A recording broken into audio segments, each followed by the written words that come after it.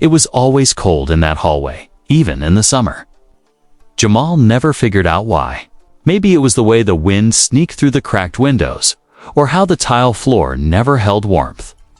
Either way, it became his regular spot, a corner, behind the apartment dumpsters on 53rd Street in Chicago, right between a broken fence and a worn-out pizza joint.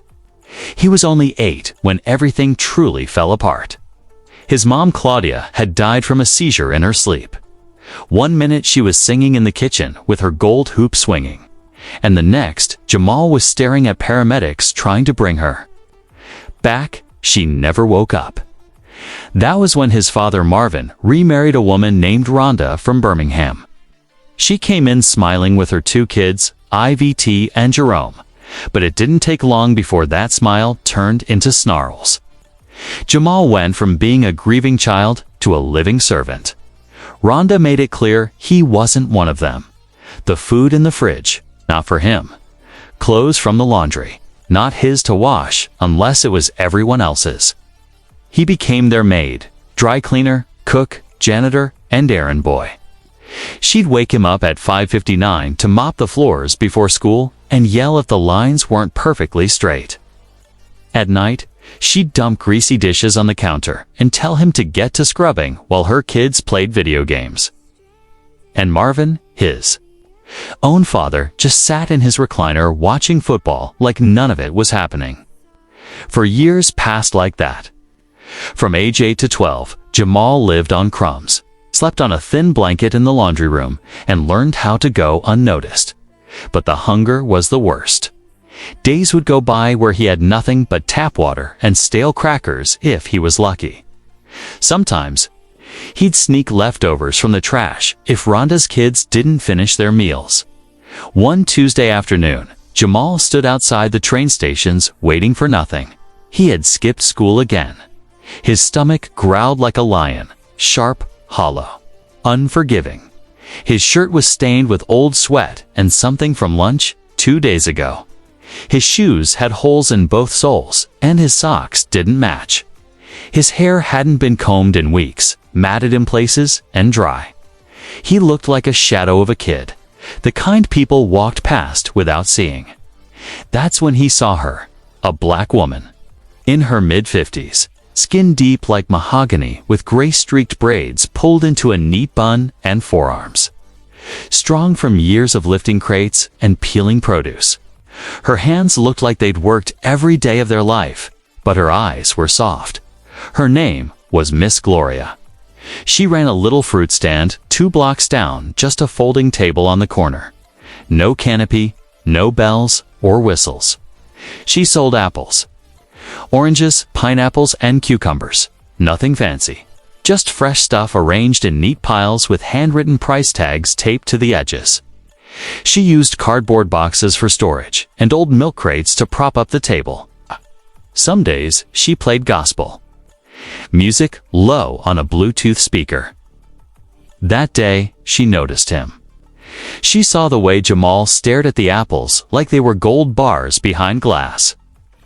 She watched him linger, shifting from foot to foot, pretending not to look too long. Her voice cut through the street noise, calm, low and rich with a southern drawl. "Boy, when's the last time you ate?" Jamal shrugged, eyes falling to the sidewalk. Shame clung to him like sweat. Without a word, she reached into the pocket of her apron and pulled out a neatly folded $20 bill. It was soft from use, but still good. She handed it to him like it wasn't even a question here, she said. "Go get yourself a real meal and come see me tomorrow. I'm here every day." Jamal blinked like someone had just performed magic. His voice cracked when he asked, "Why?" Miss Gloria smiled, small and knowing. "Because I was hungry once too," she said. "Now go before I change my mind." And that was the beginning. Every day Jamal came back to Miss Gloria's stand, and every day she handed him a $20 bill like it was routine. Some days she added an apple, sometimes a banana, once even a peanut butter sandwich wrapped in foil. Other times, she slipped him a cold bottle of water on the hot days or a pair of clean socks when she saw his toes peeking through his shoes. She never asked too many questions, never demanded he explain himself, never told him to clean up or call her ma'am. She just gave consistently, unconditionally, with no strings and no pity. Over time, he started to look forward to more than just the money. Their little sidewalk chats became his daily warmth. She'd talk about her younger days growing up in rural Georgia. How she raised 3 kids on her own after her husband left. How she hated traffic and loved gospel quartets. She swore strawberries were heaven sent, but couldn't stand the texture of peaches. Jamal never forgot her laugh, deep, chesty, the kind that made strangers turn and smile. It reminded him of the kind of joy he hadn't felt in years. He started calling her Miss G, and she didn't correct him. For years, he held on to those memories like gold coins in a secret pocket, even after he turned 13 and finally ran away from the place he called home, even after nights on shelter cots and cold stairwells, even after hustling for change and working odd jobs at gas stations. He carried Miss Gloria's kindness in his heart like armor. At 16, he borrowed a busted school laptop, barely working, and started watching videos on YouTube in the public library. He learned basic coding, HTML, JavaScript, how websites were built. Then one night, he stumbled across a video on cyber security, how systems get hacked, how they're protected, how firewalls work. Something clicked. He became obsessed with locks, not just the metal ones, the digital ones. Passwords, encryption, backdoors, how people broke in and how they could be stopped. The idea of protecting something, of keeping danger out, fascinated him. It was like learning how to build a home that no one could kick him out of. By 19, Jamal had taught himself how to code. Not from school, he never had money for that. It was all late nights at the public library, stealing Wi-Fi outside cafes, and watching free tutorials on a cracked old laptop someone had thrown away. He practiced by breaking down websites and building them back up one broken line of code at a time. He started picking up small gigs online, helping local hotels secure their booking systems, removing viruses from family-owned shops' computers, installing cheap digital locks in sketchy motels that couldn't afford real security. He even started designing his own lock system. He called it SafeSnap, a smart lock system that could detect forced entry attempts, send alerts to the homeowner's phone, and contact authorities in under 10 seconds. It was simple, clean, and effective. He didn't have a company yet, just a vision and hunger. By 23, after saving every dime and living like he was still broke, Jamal had enough money to register a business. Nothing fancy, just a name, a basic logo he made himself, and a simple website where people could see how the lock worked. No office, no staff, just him working from the corner of a friend's couch. He started reaching out to investors, emailing every address he could find, filling out online forms, sliding into LinkedIn inboxes, cold calling companies that barely answered the phone. He even went to networking events where he knew no one, just to shake hands. 90% of the time, they ignored him. Some hung up. Some called him ambitious, but not in a good way. A few straight up laughed in his face, said he needed a team, said his idea would never scale, said he looked too young, too broke. But 2 people didn't laugh. One was a woman named Hannah, an investor from Seattle who'd grown up poor and saw something in Jamal that reminded her of the little brother she once lost. The other was Tund, a Nigerian British entrepreneur in London who had built 2 tech startups from scratch and respected grit more than a fancy resume. They both told Jamal the same thing: "We believe in you." And then they backed it up with real money, enough capital to help Jamal manufacture units, build inventory, and market his idea to real buyers. Then everything changed. Hotels started placing orders for SafeSnap in bulk, dozens at a time. Apartment complexes in Chicago and Miami followed. Word of mouth spread fast. Homeowners wanted peace of mind. Jamal gave them that. The product was good. The support was better. SafeSnap blew up in under 2 years. It went from a side hustle in his bedroom to a 7-figure business.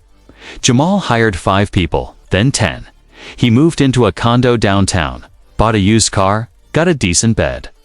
And for once, he didn't have to wonder where his next meal was coming from. But even with money in the bank and his face in magazines, his mind didn't go to his father. It didn't go to Rhonda or Marvin or any of the people who let him down. Went to Miss Gloria. He hadn't seen her in years, but he never forgot her kindness, the way she looked at him like he mattered, the way she always had $20 ready, like clockwork, just so he wouldn't starve. He owed her everything. He searched for her fruit stand. It took 3 weeks and a lot of walking. It had moved 3 blocks down, a little closer to the intersection now, but it looked the same. Old wooden crates, stacked with apples and cucumbers. Pineapples on a folding table, a hand-painted sign that just said fresh fruits. And there she was, still standing, still selling, still smiling. She didn't recognize him at first. "Can I help you, young man?" she asked, adjusting her scarf. He smiled. "You already did. 20 years ago." She tilted her head, squinting. Then her hand flew to her mouth. "Jamal," she whispered. He nodded. Miss Gloria's eyes filled with tears. "Look at you. You got taller and clean. Lord have mercy." They hugged right there on the sidewalk. Cars passed. People stared. Neither of them noticed. The next day, Jamal picked her up and took her to lunch, not fast food, a real sit-down place. White tablecloths. She ordered catfish and sweet tea. He told her everything about Rhonda, the hunger coding until sunrise, the investors SafeSnap. She didn't interrupt. She just listened, her iced tea sweating in her hand. When he finished, he looked at her and said, "I didn't come back just to say thanks. I came back to change your life." "What you mean?" she asked, her voice low. Jamal reached into his leather bag and pulled out a folder. Inside were real estate papers, a business license, bank statements, and a set of car keys. "I bought you a store, Miss G, not a stand, a real grocery store. With walls, lights, and a freezer section. It's already stocked. All the licenses are done. You won't have to haul crates anymore. You've got staff now." She blinked fast, not saying a word. "And there's more," he added. "I bought you a house. 5 minutes away, no rent, no bills. And this," he held up the keys, "this is your car." Parked outside, Miss Gloria dropped her fork. "Boy, don't play with me." "I'm not," he said gently, taking her hand. "You gave me $20 every single day. When I had nothing, you fed me when the world forgot I existed. You didn't ask for anything in return, but I kept count. That's over $7,000. And now I'm giving it back 10 times over." Miss Gloria started crying, not loud, just soft, steady sobs. She covered her face, whispering, "Thank you, Lord. Thank you." Word spread fast in the neighborhood. The store opened 4 weeks later with a ribbon-cutting ceremony. The sign above. The entrance said Miss G's Fresh Market in bold white letters. Inside, it had everything: fruit, vegetables, frozen meals, snacks, even a smoothie bar. Every employee got free lunch. Jamal made sure of that. Miss Gloria wore new clothes now, long skirts, soft cardigans, and gold earrings. She had a glow, a peace, the kind of peace you earn, not borrow. People came by just to see her smile. Kids dropped in after school to hug her. She became a legend on that block. People didn't just shop there, they belonged there. But the story didn't stop. Rhonda found out. So did Marvin and his half-siblings, Ives and Jerome. They saw Jamal on a talk show talking about SafeSnap. His photo was on screen, suit fresh, haircut clean, smile wide. The headline said, "From street to CEO, how one man beat the odds." Rhonda choked on her coffee. Marvin dropped his beer can. The It Kids went silent. A week later, they showed up at Jamal's office. Marvin wore a forced smile. Rhonda looked nervous, but tried to act warm. "We're proud of you, son," Marvin said. Jamal didn't smile back. "Funny," he said, arms folded, suit sharp, voice steady. "I don't remember you ever being proud. Not when I was starving. Not when I cleaned toilets for food. Not when your wife treated me like dirt." Rhonda opened her mouth, but Jamal held up a hand. "I'm not here to fight. I've moved on. I forgive you. Okay, but don't think for a second you're getting a piece of this." Their smiles faded. "I came out of hell. The only angel I met was a woman selling pineapples. She gave me hope. You gave me nothing. So let's not pretend." They left without saying much.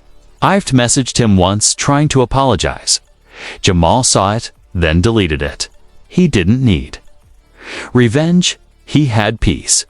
Jamal kept building. SafeSnap went global. He hired kids from group homes, ran free coding classes at the local center every Saturday. But Sundays, that was Miss Gloria's time. He'd sit with her on her porch, sipping lemonade, just talking. One day she looked at him and said, "You know, what I've learned." "What's that?" "That kindness don't cost much, but it pays big." Jamal smiled. "It saved my life." And in a world that forgets the hungry, the poor, the small voices, one black woman with a folding table and a bag of fruit changed everything. Not because she had much, but because she gave what she had.